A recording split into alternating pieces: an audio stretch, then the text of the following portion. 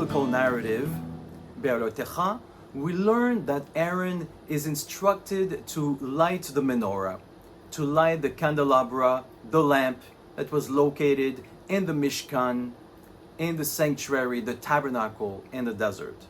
Rashi, a famous commentator, explains that the root of Beha'alotecha means to go up.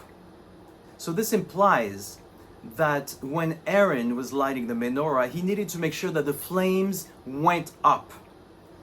And we learn that, for example, if you have a match next to the flame, we put the match and we need to make sure that the flame goes up really high before removing the flames. So he needed to make sure that all the flames went as high as possible.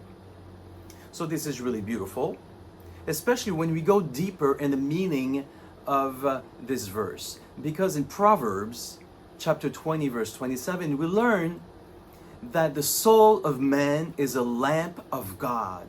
The soul of man is a lamp of God. So this is really beautiful because we need to remember that our soul is a flame, is a divine spark, is a divine flame that is beautiful and cherished by God. And so if we combine these two verses, we can read our verse from the Torah portion differently. Instead of saying that Aaron needs to light the menorah, we can read it this way. When lighting the soul, you shall make sure that the flame of the soul burns high.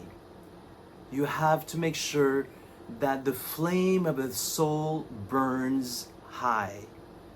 So let me tell you a story that happened to one of my friends just a couple of years ago. And that was late at night, actually in the middle of the night, and he needed to get gas for his car. And he went to the gas station. I don't know if you know Aventura, the corner of 186th and West Dixie Highway, there is a gas station. So he went there. It was probably close to midnight.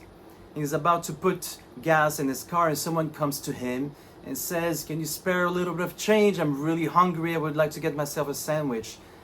And without hesitation, he reaches into his pocket and he finds $1. He says, "I have $1 here, but wait a second, I need to give you more. You won't be able to buy a sandwich with $1.